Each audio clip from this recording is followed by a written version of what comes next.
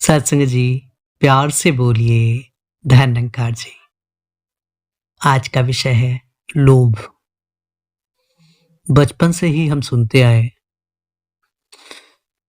कि इंसान के पंच विकारों में से एक विशेष विकार है जो लोभ है। सच पूछिए तो हमेशा से ही, चाहे हमारे घर के बड़े हों या हमारे गुरुजन हों या जो भी हमारे हितैषी हों, इसके अलावा संतों, गुरु, पीर, पैगंबरों के शब्दों में भी हमने सुना कि लोभ हमेशा ही नुकसानदायी होता है। लेकिन इंसानी प्रवृत्ति है, इंसान का स्वभाव है कि वह लोभ में सदा ही लिप्त रहता है। लोभ से कभी अपने आप को दूर करना चाहे, फिर भी वो उसी में उलझा सा रहता है।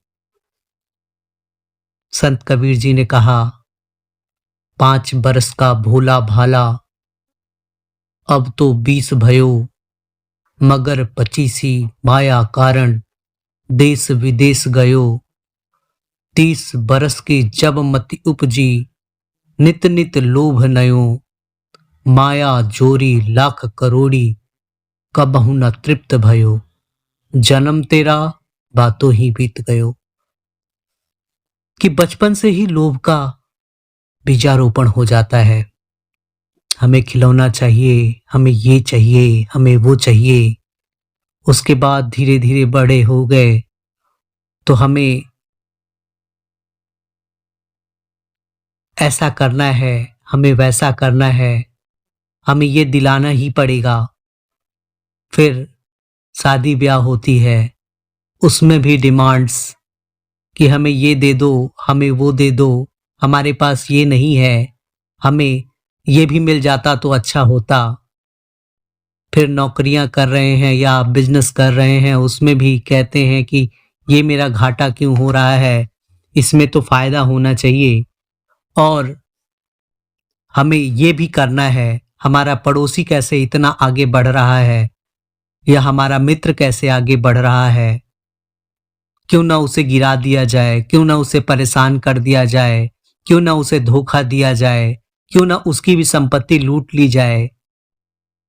और उसके बाद धीरे धीरे और भी आगे बढ़ते हैं तो बुढ़ापे तक कहीं ना कहीं लोगों को परेशान करना, अपने दुख से कम दुखी, दूसरों के सुख से ज्यादा दुखी इंसान महसूस करता रहा है। लेकिन उस इंसान को महापुरुषों ने हमेशा से बताया, जिस चाहिए चाहिए के चक्कर में आप पड़े हैं, उस चाहिए चाहिए में आपका कुछ भी साथ जाने वाला नहीं है। आप जिस समय खिलौना चाहिए, कॉपी किताब चाहिए, ऐसो आराम चाहिए, सुख चाहिए, सुविधाएं चाहिए कर रहे हो, वहीं पे जहां आपकी मृत्यु होगी, वहां आपको कफन चाहिए, वहां आपके जलावन के लिए लकड़ी चाहिए, वहां आपके परिवार का साथ चाहिए, लेकिन जाएगा कुछ भी नहीं। इसलिए हे इंसान, उस ओर जागरूक हो जाइए जिस ओर आपके जीवन का कल्याण है, जिस ओर आपके मन को सुकून है, जिस ओर आपको आनंद की प्राप्ति होनी है। हमेशा से महात्मा कहते रहे कि भक्ति जीवन में होनी चाहिए, सबर शुक्र जीवन में होनी चाहिए, हमेशा लोगों की भलाई के भाव मन में होनी चाहिए। जहां दुनियावी चीजों पे हम ध्यान देते हैं, वहीं पे परमार्थ में अगर ध्यान दिया जाए तो जीवन में आनंद आ जाएगा। महापुरुषों ने यहां तक समझाया, मक्खी बैठी शहद पे, सारे पांव गड़ाए, गड़ते गड़ते गड़ गई, लालच बुरी बलाए। और जीवन का अंत हो जाता है। इसीलिए महात्मा समझाते रहे कि हमें लालच में ना पड़कर परमात्मा की भक्ति में अपने आप को समर्पित करना चाहिए। और वो जब भक्ति अपने आप समर्पित भाव से होने लगता है तो भक्ति है नाम समर्पण का, उसमें भी महात्मा ये कहते हैं उसमें भी शर्त नहीं चलती और बेशर्त समर्पित हो पाए ये दास तुम्हारे चरणों में।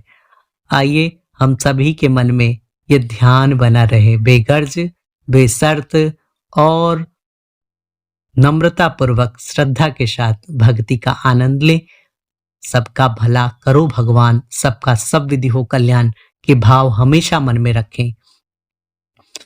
भक्तों की चाहना सिर्फ और सिर्फ परमात्मा की भक्ति होती है और जब भक्ति करते हैं तो जीवन में हमेशा सारी खुशियां आती हैं, आनंद आता है, प्यार का बाढ़ आ जाता है और उस बाढ़ में मन भी निर्मल होता है, औरों को भी सुकून प्राप्त होता है। आइए हम सभी अरदास करें, दाता आप जैसा चाहते हो वैसा हमारे जीवन में सद्गुणों का हो विकास, यही हमारा रहे प्रयास। सत्संग जी प्यार से बोलिए, धन्यवाद।